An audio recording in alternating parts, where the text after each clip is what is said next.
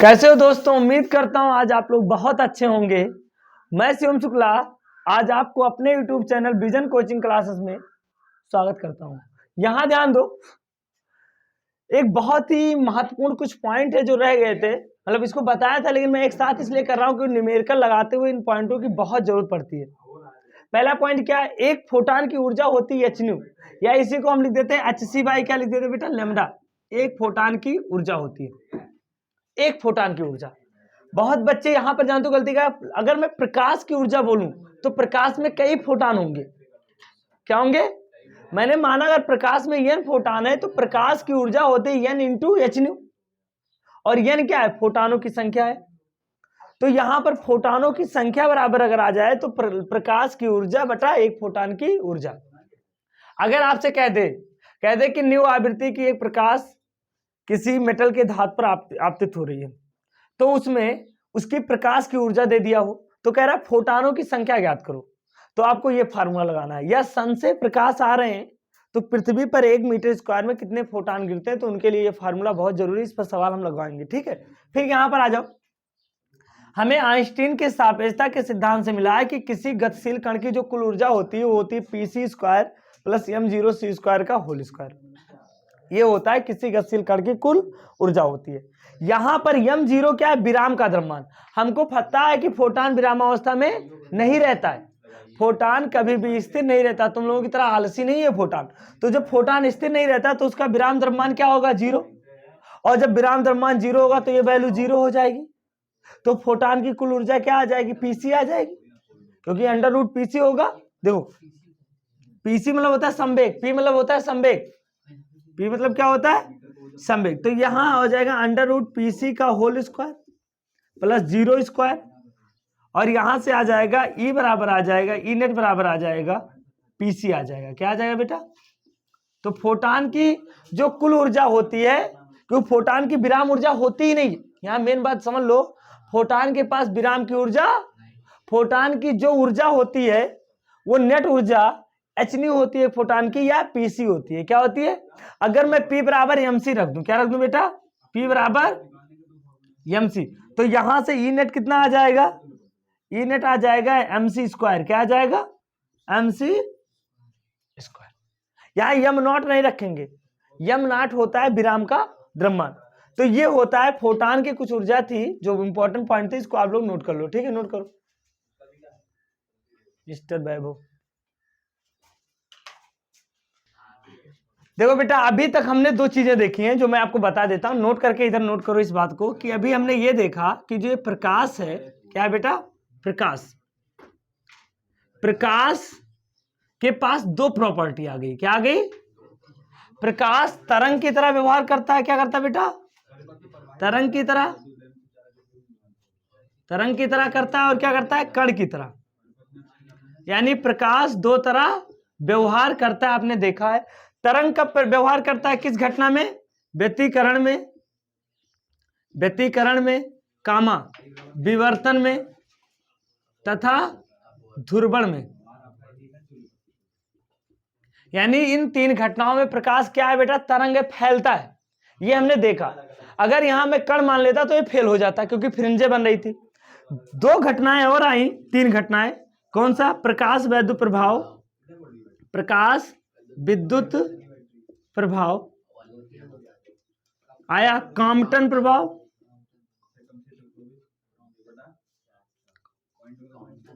Compton प्रभाव, और आया ब्लैक बॉडी रेडिएशन। यानी आदर्श ब्लैक बॉडी रेडिएशन ही लिखो, क्या बता, ब्लैक बॉडी रेडिएशन। क्या है बेटा? Black body radiation. ये तीन ऐसी घटनाएं थी जिनको तुमको पढ़ना नहीं, ना तो इनको पढ़ना है, ना तो ये क्लास 11 में पढ़ाया जाता है, लेकिन वहां तुम लोग पढ़े हो बहुत अच्छे से, पता है मुझे। प्रकाश वैद्युत प्रभाव, केवल तुम किसको पढ़ रहे हो बेटा? प्रकाश वैद्युत प्रभाव। अब यहां पर तुम देख रहे हो कि प्रकाश दो तरह बदल रहा है व्यवहार। क्या है? कण भी बन रहा है, तरंग भी बन रहा है। तो डी ब्रॉय ने सोचा कि ऐसा तो नहीं कि प्रकाश अगर दो तरह व्यवहार कर रहा है तो कण भी दो तरह व्यवहार करे, क्योंकि सिमेट्री है। क्या है बेटा? सिमेट्री जानते हो? ये नेचर है सिमेट्री। अगर रात है तो दिन है, दुख है तो सुख है, अच्छाई है तो बुराई है, अगर फायदा है तो घाटा भी है, अगर सेफ है तो डेंजर भी है। मतलब हर चीजें पाई जाती हैं एक दूसरे के अपोजिट। जैसे कंप्यूटर भी बाइनरी सिस्टम पे कार्य करता है, 0 और 1 पर, 0 और ऑन और ऑफ। यानी इस नेचर में सिमेट्री पाई जाती है, सममिति पाई जाती है। क्या पाई जाती है बेटा? अगर कुछ पार्ट अच्छे हैं तो उसके एंट्री भी पाए जाते हैं।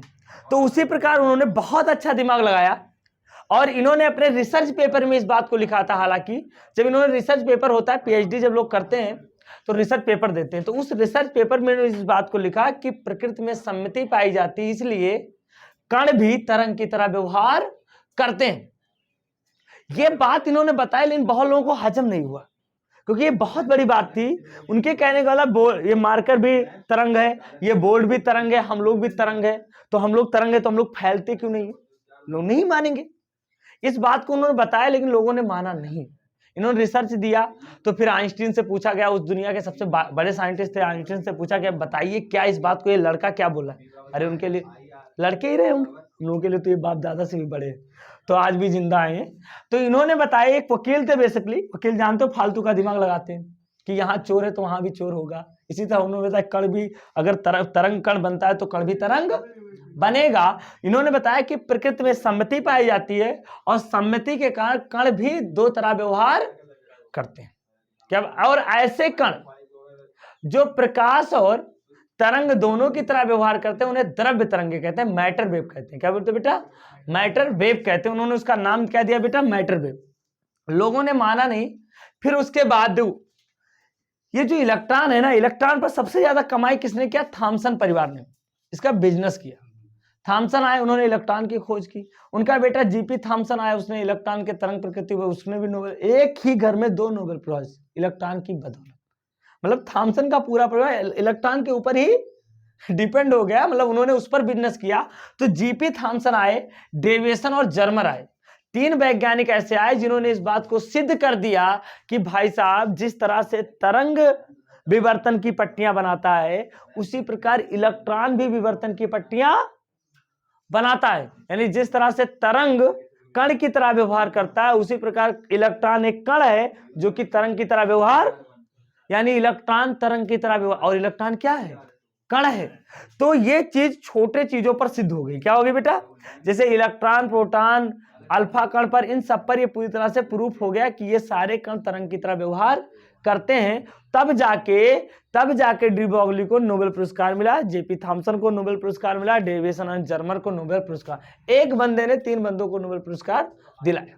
अगर ये नहीं कहता कि कण तरंग है तो लोग रिसर्च करते ही नहीं।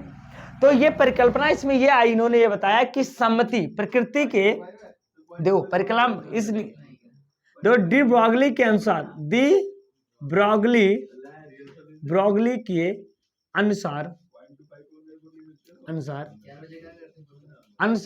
यहां पर ध्यान दो, प्रकृति में क्या पाया जाता है बेटा?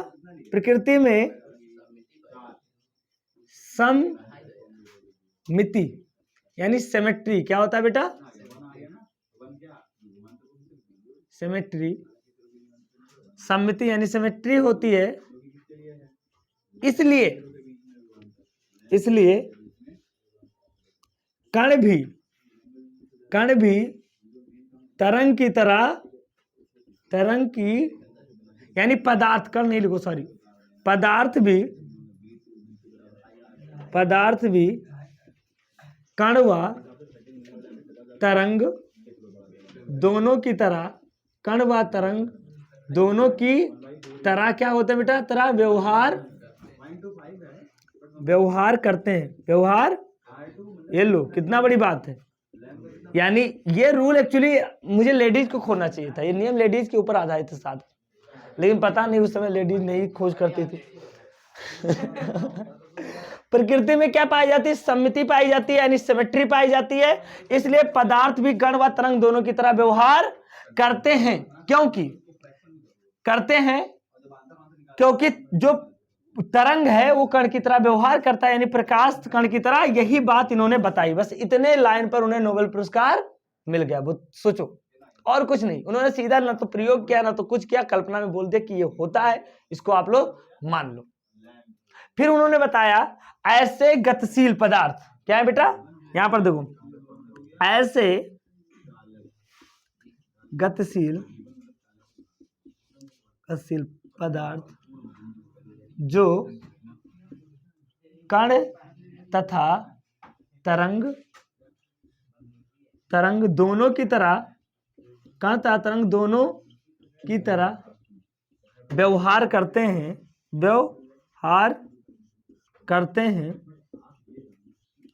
उन्हें द्रव्य तरंगे कहते हैं। क्या कहते हैं बेटा, द्रव्य, ऐसे गतिशील द्रव्य तरंगे, इनको इंग्लिश में कहते हैं मैटर वेव। क्या बोलते हैं बेटा,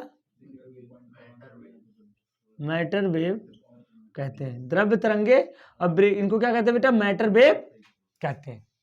यानी ये बात बताए। अच्छा, यहां पर एक वर्ड बताया इन्होंने, जब गतिशील होता है, जैसे हम बैठे हैं तो हम कण की तरह भी बिहेव कर रहे हैं, लेकिन जब हम चलने लगते हैं तो हम क्या हो जाते हैं, तरंग की तरह व्यवहार करते हैं। देखो यहां पर जो प्रकाश है, प्रकाश ऐसे नहीं शो करता है। प्रकाश को जब इलेक्ट्रॉन मिलता है, जब प्रोटॉन मिलता है, जब अल्फा कण मिलते हैं, जब ये छोटे छोटे पार्टिकल मिलते हैं, तो प्रकाश क्या करने लगता है, कण की तरह व्यवहार।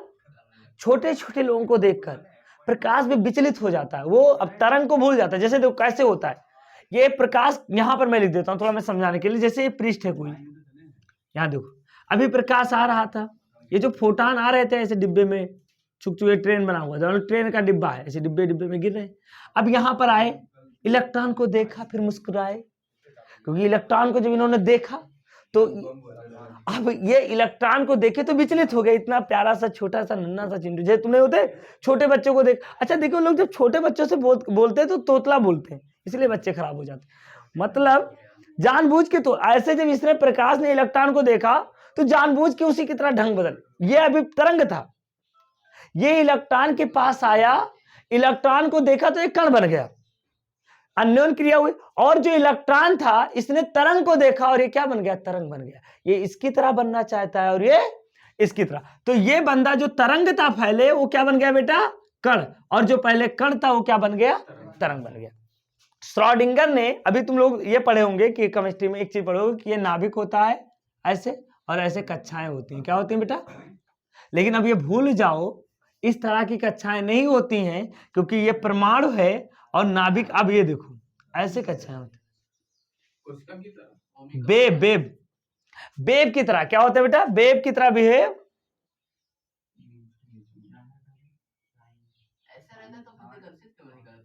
अरे बेब बन गया प्रकाश, वो इलेक्ट्रॉन बेब है। श्रोडिंगर ने, मॉडर्न फिजिक्स ने सिद्ध कर दिया, जब इलेक्ट्रॉन गति करता है ना सेल्स में, तो ये बेब हो जाता है। यानी तब प्रोबेबिलिटी आती है, पाए जाने की प्रायिकता जहां अधिक होती है उसे क्या कहते हैं, ऑर्बिट कहते हैं। क्या कहते हैं, आप लोग 11 में पढ़े होंगे बहुत अच्छे से, ठीक है। तो यानी इन्होंने क्या बताया, फिर इन्होंने क्या बताया, देखो आगे इन्होंने फार्मूला भी दिया। इन्होंने कहा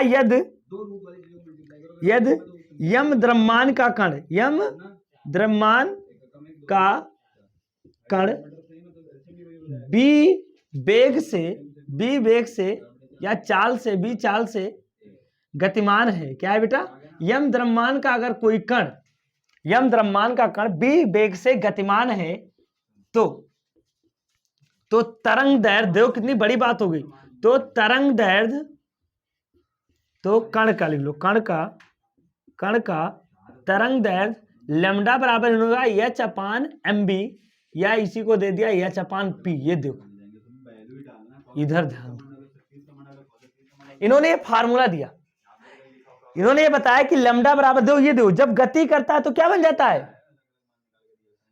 तरंग। और तरंग के पास क्या होता है, तरंग दैर्घ्य। यहां पर ध्यान ये देना है आपको, h क्या है, प्लांक नियतांक है। तो इस साइड के लोग ये फार्मूला सिद्ध करता है, p मतलब क्या होता है, द्रव्यमान किस में होता है, कण में होता है ना, प्रकाश में तो द्रव्यमान होता नहीं। तो द्रव्यमान अगर कण में है तो ये लाइन शो करती है कण प्रकृति, और ये लाइन शो करती है, तो आधा कण आधा तरंग, आधा कण, यानी कण भी दोगला हो गया। क्या हो गया बेटा, ये कण और तरंग दोनों बन गया। इतना नोट करो। चलो समय देखो, मैं डिब्रागली का जो अभी कॉन्सेप्ट आया था उसको प्रूव करने जा रहा हूं। एक फोटान की ऊर्जा E बराबर h न्यू होती है। फोटान क्या है, कण है। फोटान क्या है, फोटान क्या है बेटा, कण है। तो एक फोटान की ऊर्जा E बराबर h न्यू होती है। हमें पता आइंस्टीन के अनुसार E बराबर होता है mc²। ये कौन सा समीकरण है, 1905 में सारी घटनाएं 1905 में हुई। 1905 में आइंस्टीन ने एक समीकरण दिया था, E बराबर mc स्क्वायर। अब यहां से ध्यान दो, मैं क्या करता हूं, यहां पर c न्यू बराबर क्या होता है बताओ, न्यू बराबर होता है c बाई लेमडा। तो न्यू की जगह पर रखो जरा, तो hc बाई लेमडा बराबर क्या हो जाएगा, mc स्क्वायर। एक c से एक c कट गया, तो यहां से mc बराबर क्या आ जाएगा, h अपान लेमडा, और लेमडा बराबर क्या हो जाएगा, h अपान mc।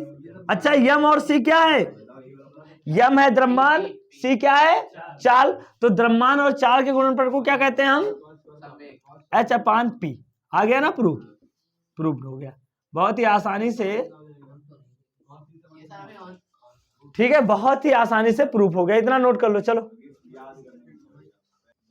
यहां पर ध्यान दो, दी ब्रोगली तरंग दैर्ध्य और गति ऊर्जा में हमें क्या बनाना है बेटा, संबंध बनाना है। क्या बनाना है, ये कैसे होगा, देखो हम भी जानते हैं, हमें पता है, हम जानते हैं, क्या जानते हैं, हम जानते हैं लेमडा बराबर h अपान पी क्या होता है बेटा, ये किसने बताया था, डी ब्रोगली ने।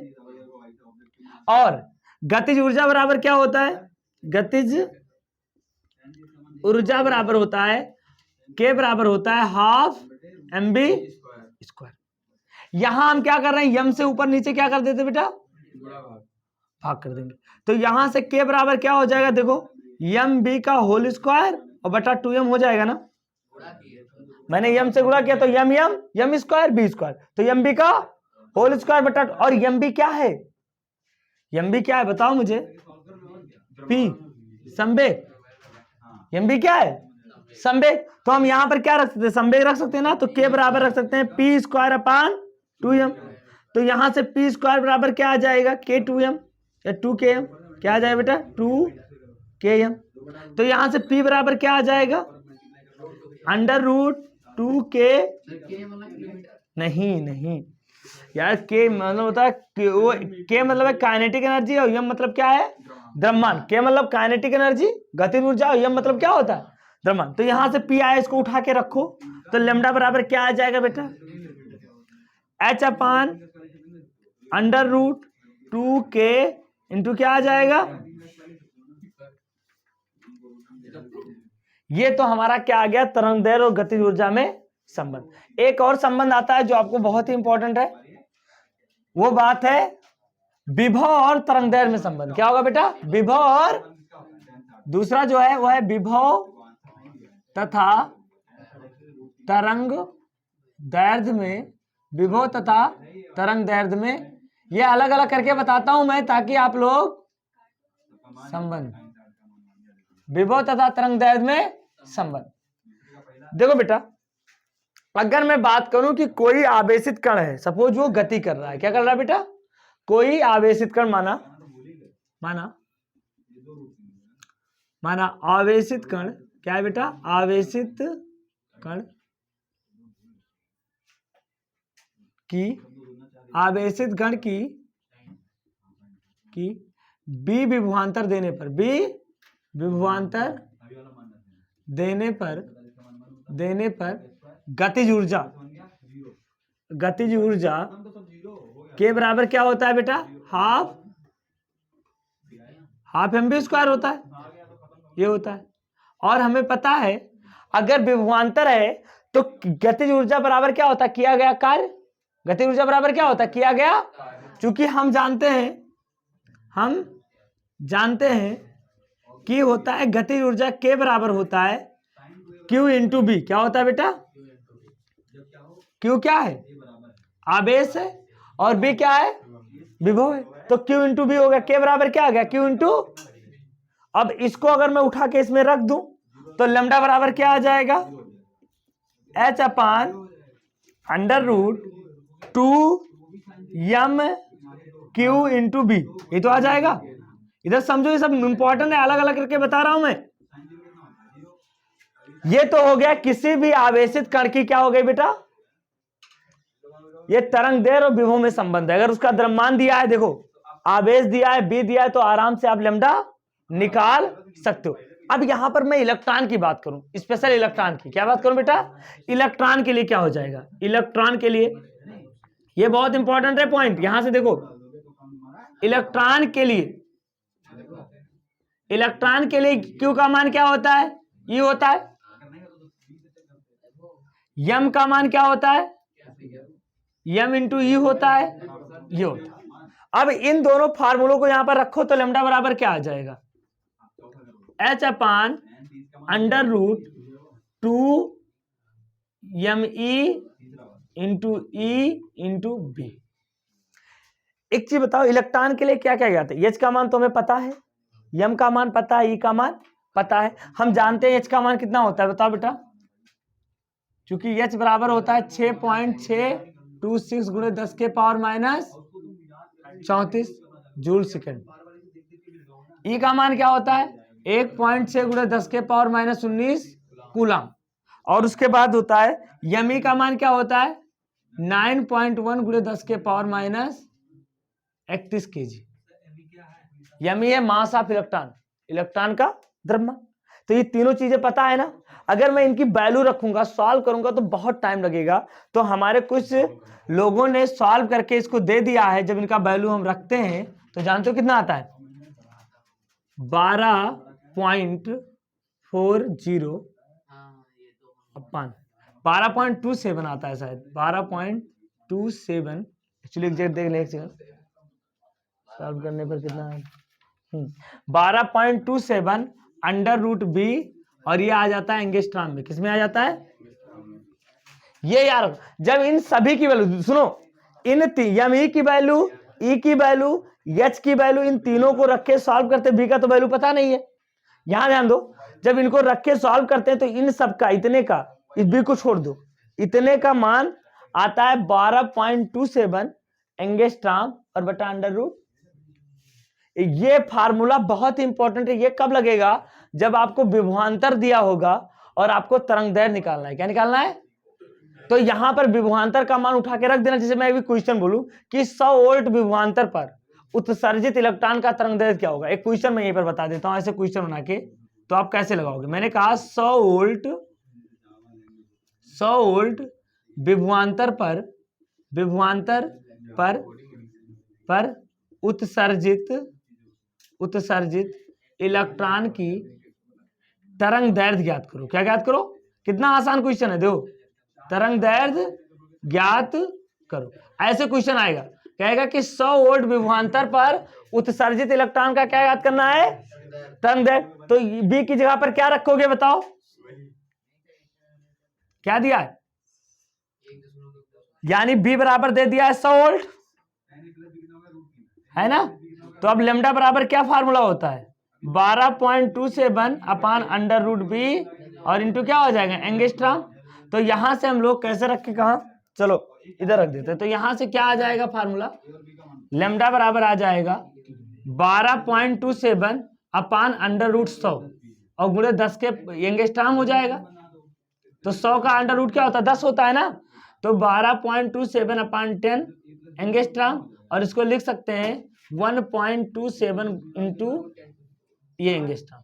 चलो आ गया ना इलेक्ट्रॉन का तरंगदैर्घ्य। तो ऐसे सवाल आपको आएंगे तो उसके लिए ये फार्मूला बहुत ही इंपॉर्टेंट है। क्या है बेटा, बहुत ही इंपॉर्टेंट है। इतना नोट कर लो, ये सभी सवाल में बहुत इंपॉर्टेंट है, नोट करो। चलो दो क्वेश्चन देखो, बड़ी पहला क्वेश्चन है, किसी धातु का कार्यफलन दे दिया है। कार्यफलन मतलब इलेक्ट्रॉन को निकालने के लिए ऊर्जा दिया है। कह रहा है कि तरंगदैर्घ्य ज्ञात करो, देहली तरंगदैर्घ्य। तो देहली आवृत्ति पता चल जाए तो देहली तरंगदैर्घ्य पता चल जाएगा। तो कार्य दिया क्या है बेटा, दिया क्या है आंसर में देखो, दिया है फाई बराबर, दिया है 1.8 इलेक्ट्रॉन वोल्ट, ये तो दिया है। हमको फार्मूला क्या पता है, फाई बराबर क्या होता है एच न्यू 0। फाई बराबर क्या होता है एच न्यू 0 होता है ना। तो यहां से मैं अगर बात करूं तो न्यू 0 बराबर क्या हो जाएगा फाई अपान एच। अच्छा ये इलेक्ट्रॉन वोल्ट में है तो पहले सबसे पहले इसको जूल में कन्वर्ट करो। इलेक्ट्रॉन वोल्ट को जूल में कन्वर्ट करो। क्या करोगे बेटा, इलेक्ट्रॉन वोल्ट को जूल में। तो इलेक्ट्रॉन वोल्ट को जूल में कन्वर्ट करने के लिए हम लोग क्या करते हैं 1.6 गुणे 10 के पावर माइनस 19 से गुणा। ये बात ध्यान दो, क्या करोगे बेटा, इलेक्ट्रॉन वोल्ट को जूल में चेंज करने के लिए 1.6 गुणे 10 के पावर 19 से क्या करते हैं, गुणा करते हैं। इलेक्ट्रॉन वोल्ट को जूल में कन्वर्ट करने के लिए, ठीक है। अब सुनो, यहां पर ये वैल्यू आ गई, इसको मल्टीप्लाई करो तो क्या आ जाएगा, 2.98। सही है क्या, 288 आ रहा है। 288 ये आ रहा है क्या, इतना आ गया जूल। अब हमें निकालना क्या है, न्यू जीरो, दहली आवृत्ति निकालो। तो दहली आवृत्ति बराबर क्या हो जाएगा, फाई का मान कितना होता है 2.88 गुणे 10 के पावर माइनस 19, और एच का मान कितना होता है 6.62 10 के पावर माइनस 34। इसको भाग करोगे तो कितना आएगा, जल्दी बताओ मुझे। न्यू जीरो बराबर 0 से 0 उड़ गया, घटा देख के 0 ऊपर पड़ गया, कितना आएगा बालकों, गुणा करके बताओ, जल्दी बताओ, गुणा करके बताओ और जल्दी। अच्छा हाँ, ये भाग गुणा में कंफ्यूज हो जाता हूँ मैं।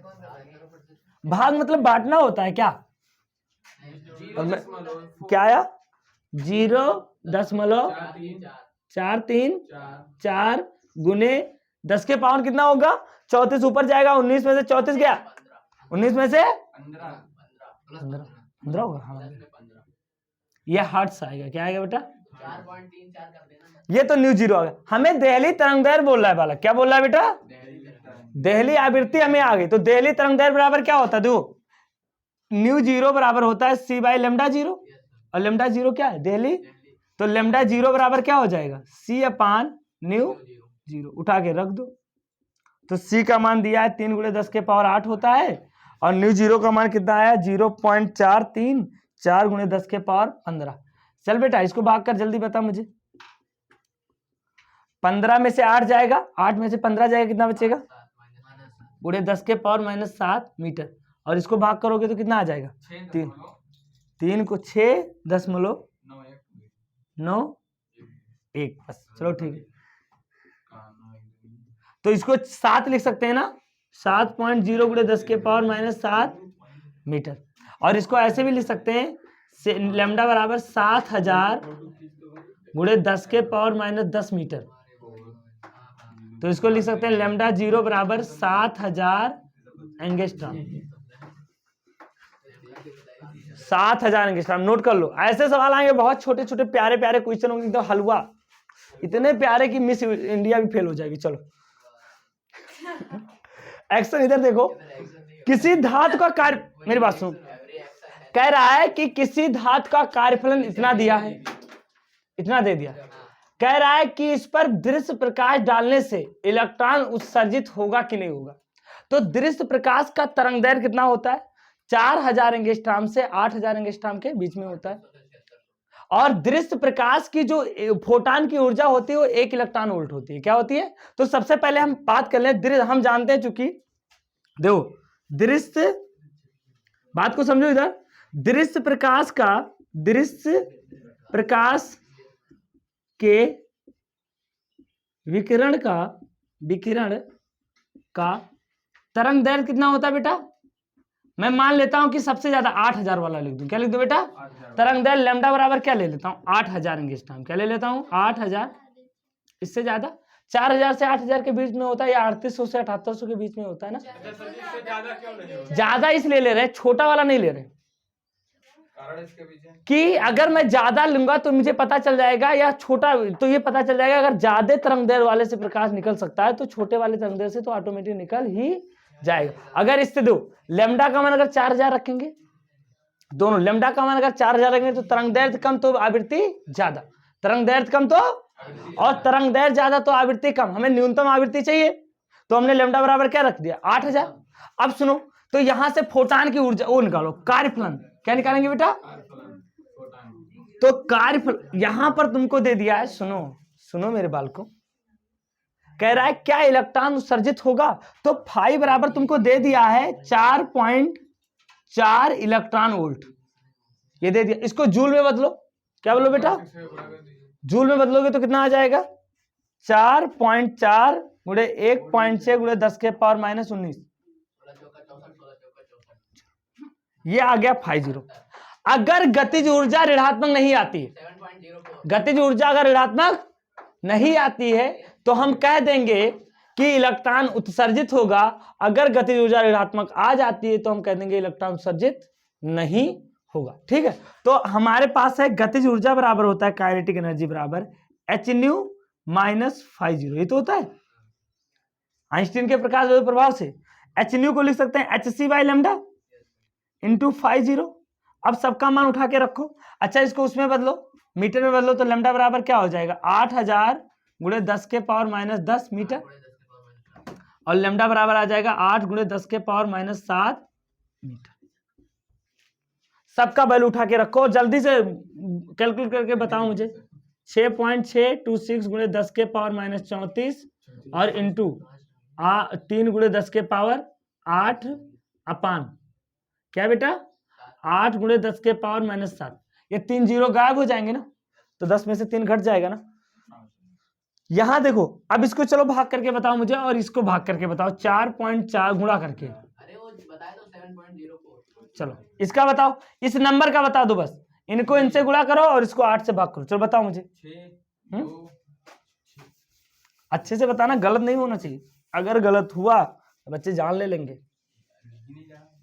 चलो 6.626 को 3 से गुणा करो, 2.484 फिर 8 से डिवाइड भी किया हाँ किए तो कितना आया 2.484 काइनेटिक एनर्जी बराबर आया 2.484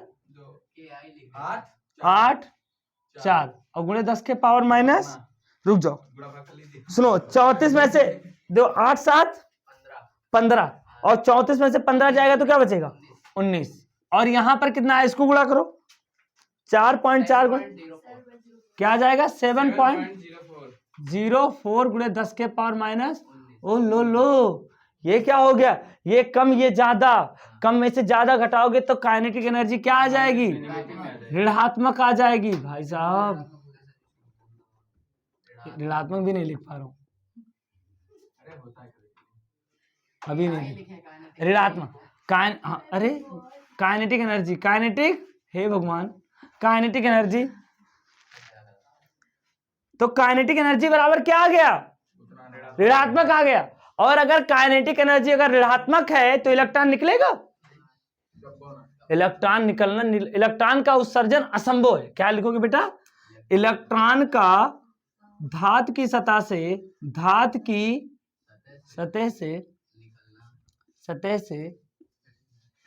उत्सर्जन, ये जांच द्वारा हमने पुष्टि कर दी ना, उत्सर्जन क्या है बेटा असंभव है, नामुमकिन है, क्योंकि ठीक है। आप खुश रहो आप लोग, चलो नोट कर लो।